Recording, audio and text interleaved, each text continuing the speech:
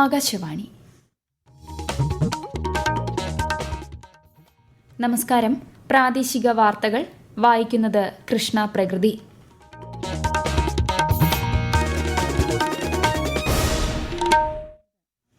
പ്രധാന വാർത്തകൾ. പട്ടികജാതി പട്ടികവർഗ വിഭാഗങ്ങളിലെ വിദ്യാർത്ഥികളുടെ കൊഴിഞ്ഞുപോക്ക് തടയുന്നതിന് സമഗ്രമായ പദ്ധതി ആവിഷ്കരിക്കുമെന്ന് മന്ത്രി ഒ.ആർ. കേളു. സംസ്ഥാനത്തെ ഭാഗ്യക്കുറി ഏജന്റുമാരുടെയും വിൽപ്പനക്കാരുടെയും ഉത്സവ ബത്ത 7,000 രൂപയായി ഉയർത്തി. പെൻഷൻകാർക്ക് 2,500 രൂപ ലഭിക്കുമെന്നും ധനമന്ത്രി കെ.എൻ. ബാലഗോപാൽ. സാമൂഹിക മുന്നേറ്റത്തിൽ മുൻപന്തിയിൽ നിൽക്കുന്ന സംസ്ഥാനമാണ് കേരളമെന്ന് മന്ത്രി വി. ശിവൻകുട്ടി. നിയുക്തി മെഗാ തൊഴിൽ മേളയ്ക്ക് തിരുവനന്തപുരത്ത് തുടക്കം. കാസർഗോഡ് കാഞ്ഞങ്ങാട് കാർഷിക കോളേജ് ഹോസ്റ്റലിൽ 8 വിദ്യാർത്ഥികൾക്ക് H1N1 സ്ഥിരീകരിച്ചു. വിനായക ചതുർത്ഥി ദിനത്തിൽ ജനങ്ങൾക്ക് ആശംസകൾ നേർന്ന രാഷ്ട്രപതിയും ഉപരാഷ്ട്രപതിയും പ്രധാനമന്ത്രിയും. വാർത്തകൾ വിശദമായി. പട്ടികജാതി പട്ടികവർഗ പിന്നാക്ക വിഭാഗ മേഖലയിൽ വിദ്യാർത്ഥികളുടെ കൊഴിഞ്ഞുപോക്ക് തടയുന്നതിന് സമഗ്രമായ പദ്ധതി ആവിഷ്കരിക്കുമെന്ന് മന്ത്രി ഒ.ആർ. കേളു. വകുപ്പുകളുടെ ജില്ലാതല അവലോകന യോഗത്തിന് ശേഷം മാധ്യമങ്ങളോട് സംസാരിക്കുകയായിരുന്നു അദ്ദേഹം. സ്കൂളുകളിൽ നിന്ന് കൊഴിഞ്ഞുപോകുന്നത് പരിശോധിക്കാൻ ജില്ലാതല ഉദ്യോഗസ്ഥർക്ക് നിർദ്ദേശം നൽകിയിട്ടുണ്ടെന്നും മന്ത്രി അറിയിച്ചു. സംസ്ഥാനത്തെ ഭാഗ്യക്കുറി ഏജന്റുമാർക്കും വിൽപ്പനക്കാർക്കും ഉത്സവ ബത്ത 7,000 രൂപയായി ഉയർത്തി. പെൻഷൻകാർക്ക് 2,500 രൂപയും ലഭിക്കുമെന്ന് ധനമന്ത്രി കെ.എൻ. ബാലഗോപാൽ അറിയിച്ചു. കഴിഞ്ഞ വർഷം 6,000 രൂപ 2,000 രൂപ എന്ന ക്രമത്തിലാണ് ഉത്സവ ബത്ത അനുവദിച്ചത്. 35,600 ഏജന്റുമാർക്കും വിൽപ്പനക്കാർക്കും 7,009 പെൻഷൻകാർക്കുമായി 26.67 കോടി രൂപയാണ് ഓണക്കാലത്ത് വിതരണം ചെയ്യുന്നത്. സാമൂഹിക മുന്നേറ്റത്തിൽ മുൻപന്തിയിൽ നിൽക്കുന്ന സംസ്ഥാനമാണ് കേരളമെന്ന് മന്ത്രി വി. ശിവൻകുട്ടി.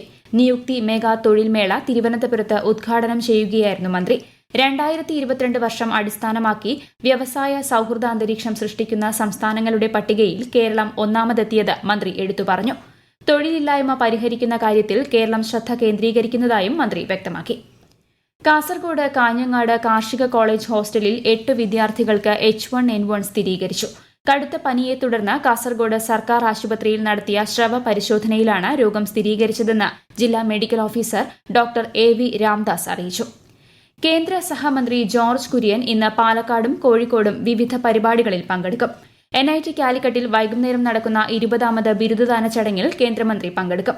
നാളെ തിരുവനന്തപുരം വിമാനത്താവളത്തിൽ നിന്നും ശ്രീ ജോർജ് കുര്യൻ ഡൽഹിയിലേക്ക് തിരിക്കും. KSRTC ബസ്സിടിച്ച് തകർന്ന തൃശൂരിലെ ശക്തൻ തമ്പുരാൻ പ്രതിമ തന്റെ മേൽനോട്ടത്തിൽ നിർമ്മിച്ചെത്തിക്കാൻ ആഗ്രഹമുണ്ടെന്ന് കേന്ദ്ര സഹമന്ത്രി സുരേഷ് ഗോപി. പ്രതിമ എത്രയും വേഗം പുനഃസ്ഥാപിക്കാനുള്ള നടപടികൾ സ്വീകരിക്കാൻ തൃശൂർ മേയറുമായി ചർച്ച ചെയ്തിട്ടുണ്ടെന്നും അദ്ദേഹം പറഞ്ഞു. തൃശൂർ ശക്തൻ മാർക്കറ്റ് സന്ദർശനവേളയിൽ മാധ്യമങ്ങളോട് സംസാരിക്കുകയായിരുന്നു കേന്ദ്ര സഹമന്ത്രി. ഇന്ന് വിനായക ചതുർത്ഥി. രാഷ്ട്രപതിയും ഉപരാഷ്ട്രപതിയും പ്രധാനമന്ത്രിയും രാജ്യത്തെ ജനങ്ങൾക്ക് ആശംസകൾ നേർന്നു.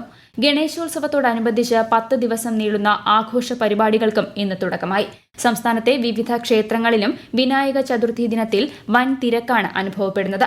ഗണേശ വിഗ്രഹ നിമജ്ജനത്തോടെ ആഘോഷ പരിപാടികൾ സമാപിക്കും. ഉത്തരേന്ത്യയിലും ഏറെ പ്രാധാന്യമുള്ള ആഘോഷമാണ് ഗണേശോത്സവം. ഗണേശ വിഗ്രഹങ്ങൾ വഹിച്ചുകൊണ്ടുള്ള ഘോഷയാത്രയാണ് ആഘോഷങ്ങളിൽ പ്രധാനം. തിരുവനന്തപുരത്തെ ഗണപതി ക്ഷേത്രങ്ങളിൽ മഹാഗണപതി ഹോമങ്ങളോടെ വിനായക ചതുർത്ഥി ആഘോഷം ആരംഭിച്ചു. പഴവങ്ങാടി പാളയം ഗണപതി ക്ഷേത്രം, ആറ്റിങ്ങൽ മഹാഗണപതി ക്ഷേത്രം, കാട്ടായിക്കോണം കൂനയിൽ ശ്രീ ധർമ്മശാസ്താ ക്ഷേത്രം, പണിമൂല ക്ഷേത്രം തുടങ്ങി പ്രധാന ക്ഷേത്രങ്ങളിലെല്ലാം പ്രത്യേക പൂജ നടന്നു. ഈ വാർത്തകൾ ആകാശവാണിയിൽ നിന്ന്.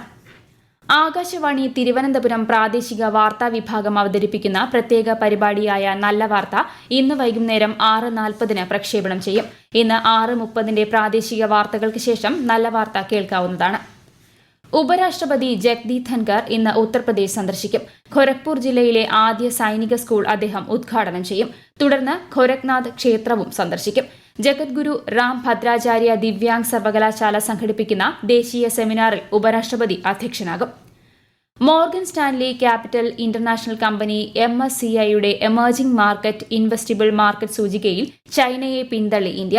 സൂചികയിൽ ചൈനയുടെ പ്രാമുഖ്യം 21.58%, ഇന്ത്യയുടേത് 22.27%. ആഗോള സമ്പദ്വ്യവസ്ഥയിൽ ഇന്ത്യയുടെ മുന്നേറ്റമാണ് ഇതിലൂടെ വ്യക്തമാകുന്നത്.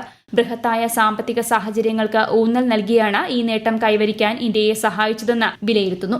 ഇന്ത്യയുടെ കോർപ്പറേറ്റ് മേഖലയിലെ മികച്ച പ്രകടനവും ഈ വർഷം ആദ്യം ഇന്ത്യയിലേക്കുള്ള വിദേശ നിക്ഷേപത്തിലുണ്ടായ 47% വർധനയും സൂചികയിൽ മുന്നിലെത്താൻ സഹായിച്ചതായി കരുതുന്നു.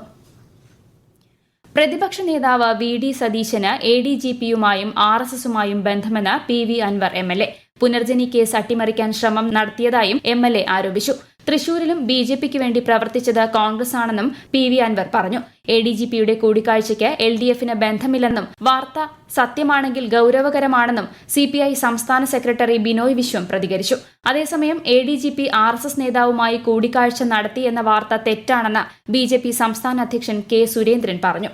പുനർജനി കേസിൽ അന്വേഷണം പുരോഗമിക്കുകയാണെന്നും BJP CPIM ബന്ധം ജനങ്ങൾ ഉടൻ തിരിച്ചറിയുമെന്നും പ്രതിപക്ഷ നേതാവ് VD സതീശൻ പ്രതികരിച്ചു. ഓണക്കാലത്ത് അയൽ സംസ്ഥാനങ്ങളിൽ നിന്ന് കാസർഗോഡ് വിൽപ്പനയ്ക്കായി എത്തിക്കുന്ന പാലിന്റെ ഗുണനിലവാരം നിരീക്ഷിക്കാൻ ക്ഷീരവകുപ്പ് നടപടി തുടങ്ങി. ചൊവ്വാഴ്ച മുതൽ ഇൻഫർമേഷൻ സെന്റർ പ്രവർത്തിക്കും. കൂടുതൽ വിവരങ്ങളുമായി ആകാശവാണി കാസർഗോഡ് ജില്ലാ പ്രതിനിധി P ജഗന്നിവാസൻ.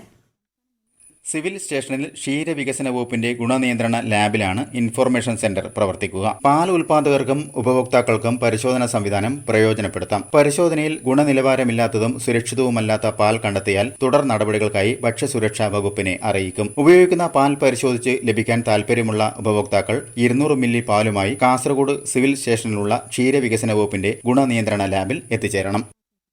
സംസ്ഥാനത്തെ കാഴ്ച പരിമിതർക്കായുള്ള ക്ഷേമ സൊസൈറ്റിയുടെ ആഭിമുഖ്യത്തിൽ പാവപ്പെട്ട കുടുംബങ്ങളിലെ ഭിന്നശേഷിക്കാർക്ക് ഓണക്കോടിയും ഭക്ഷ്യക്കിറ്റും വിതരണം ചെയ്യും. നാളെ ഉച്ചയ്ക്ക് തിരുവനന്തപുരത്ത് നടക്കുന്ന ചടങ്ങിൽ കേന്ദ്ര സഹമന്ത്രി ജോർജ് കുര്യൻ പരിപാടി ഉദ്ഘാടനം ചെയ്യും. തിരുവനന്തപുരം തമ്പാനൂർ KSRTC ബസ് ടെർമിനലിൽ ശീതീകരിച്ച വിശ്രമ കേന്ദ്രം പ്രവർത്തനം ആരംഭിച്ചു. ഗതാഗത മന്ത്രി KB ഗണേഷ് കുമാർ പദ്ധതി ഉദ്ഘാടനം ചെയ്തു. പൊതുഗതാഗത സംവിധാനങ്ങളിലേക്ക് ജനങ്ങളെ കൂടുതൽ ആകർഷിക്കുന്നതിന്റെ ഭാഗമായാണ് പദ്ധതിയെന്ന് അദ്ദേഹം പറഞ്ഞു. 34 സീറ്റുകൾ സജ്ജമാക്കിയിട്ടുള്ള വിശ്രമമുറി ഉപയോഗിക്കുന്നതിന് മണിക്കൂറിന് 20 രൂപയാണ് നിരക്ക്. കണ്ണൂർ ആറളം ഫാമിലെ കശുമാവിൻ തോട്ടത്തിൽ പരീക്ഷണാടിസ്ഥാനത്തിൽ ആരംഭിച്ച ചെണ്ടുമല്ലി കൃഷി വിളവെടുത്തു തുടങ്ങി. 5 ഹെക്ടറിലാണ് ചെണ്ടുമല്ലി കൃഷി നടത്തിയത്. ആകാശവാണി കണ്ണൂർ ജില്ലാ പ്രതിനിധി KO ശശിധരൻ തയ്യാറാക്കിയ റിപ്പോർട്ട്.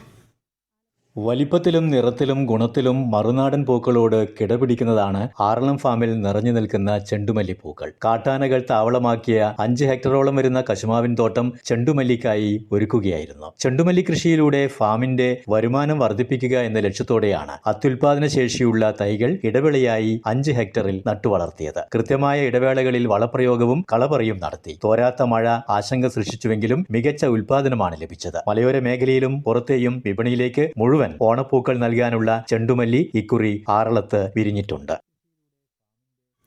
ഗുരുവായൂർ ക്ഷേത്രത്തിൽ ദർശനത്തിനും വിവാഹത്തിനും നാളെ പ്രത്യേക ക്രമീകരണങ്ങൾ ഏർപ്പെടുത്തിയതായി ഗുരുവായൂർ ദേവസ്വം ബോർഡ്. നാളെ 354 വിവാഹങ്ങളാണ് നടക്കാനിരിക്കുന്നത്. ദർശനത്തിനായി എത്തുന്നവർക്ക് പ്രത്യേക സംവിധാനങ്ങളും ഒരുക്കിയിട്ടുണ്ടെന്ന് ഗുരുവായൂർ ദേവസ്വം ബോർഡ് അറിയിച്ചു. സംസ്ഥാന ഭിന്നശേഷി കലാമേള നാളെ കാസർഗോഡ് നടക്കും. സാമൂഹിക നീതി വകുപ്പ് ഡയറക്ടർ H ദിനേശൻ ഉദ്ഘാടനം ചെയ്യും. അമ്പലത്തറ വൊക്കേഷണൽ ഹയർ സെക്കൻഡറി സ്കൂളിൽ നടക്കുന്ന മേളയിൽ സംസ്ഥാനത്തെ 12 സ്പെഷ്യൽ സ്കൂളുകളിൽ നിന്നായി 200-ലേറെ പേർ പങ്കെടുക്കും.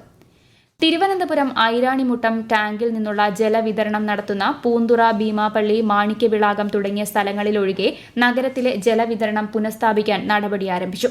അരുവിക്കരയിൽ റോ വാട്ടർ പമ്പിംഗ് തുടങ്ങി 2 മണിക്കൂറിനുള്ളിൽ വെള്ളം കിട്ടിത്തുടങ്ങുമെന്ന് വാട്ടർ അതോറിറ്റി അറിയിച്ചു. കോട്ടയം ജില്ലയിലെ വാഴൂർ കൊടുങ്ങൂർ ദേവീക്ഷേത്രകുളത്തിൽ കുളിക്കാനിറങ്ങിയ വിദ്യാർത്ഥി മുങ്ങിമരിച്ചു. വാഴൂർ SVR NSS സ്കൂളിലെ +1 വിദ്യാർത്ഥി ലിരോണാണ് മരിച്ചത്. അഗ്നിരക്ഷാസേന നടത്തിയ തിരച്ചിലിലാണ് മൃതദേഹം കണ്ടെത്തിയത്. സംസ്ഥാന വനിതാ കമ്മീഷൻ സംഘടിപ്പിച്ച തിരുവനന്തപുരം ജില്ലാതല അദാലത്തിന്റെ ആദ്യ ദിനം 40 കേസുകൾ പരിഹരിച്ചു. ആകെ പരിഗണിച്ച 200 കേസുകളിൽ 9 എണ്ണത്തിൽ കമ്മീഷൻ റിപ്പോർട്ട് തേടി. തിരുവനന്തപുരം നഗരത്തിൽ നിന്നുള്ള പരാതികളാണ് പരിഗണിച്ചത്. സ്വർണ്ണവില കുറഞ്ഞു. ഗ്രാമിന് 40 രൂപ കുറഞ്ഞ് 6680 രൂപയും പവന് 320 രൂപ കുറഞ്ഞ് 53,440 രൂപയുമാണ് ഇന്നത്തെ വില. പ്രധാന വാർത്തകൾ വീണ്ടും. പട്ടികജാതി പട്ടികവർഗ വിഭാഗത്തിലെ വിദ്യാർത്ഥികളുടെ കൊഴിഞ്ഞുപോക്ക് തടയുന്നതിന് സമഗ്രമായ പദ്ധതി ആവിഷ്കരിക്കുമെന്ന് മന്ത്രി OR കേളു. സംസ്ഥാനത്തെ ഭാഗ്യക്കുറി ഏജന്റുമാരുടെയും വിൽപ്പനക്കാരുടെയും ഉത്സവ ബത്ത 7000 രൂപയായി ഉയർത്തി. പെൻഷൻകാർക്ക് 2500 രൂപ ലഭിക്കുമെന്നും ധനമന്ത്രി KN ബാലഗോപാൽ. സാമൂഹിക മുന്നേറ്റത്തിൽ മുൻപന്തിയിൽ നിൽക്കുന്ന സംസ്ഥാനമാണ് കേരളമെന്ന് മന്ത്രി V ശിവൻകുട്ടി. നിയുക്തി മെഗാ തൊഴിൽമേളയ്ക്ക് തിരുവനന്തപുരത്ത് തുടക്കം. കാസർഗോഡ് കാഞ്ഞങ്ങാട് കാർഷിക കോളേജ് ഹോസ്റ്റലിൽ 8 വിദ്യാർത്ഥികൾക്ക് H1N1 സ്ഥിരീകരിച്ചു. വിനായക ചതുർത്ഥി ദിനത്തിൽ ജനങ്ങൾക്ക് ആശംസകൾ നേർന്ന രാഷ്ട്രപതിയും ഉപരാഷ്ട്രപതിയും പ്രധാനമന്ത്രിയും. പ്രാദേശിക വാർത്തകൾ കഴിഞ്ഞു. അടുത്ത വാർത്താ പ്രക്ഷേപണം 12:50.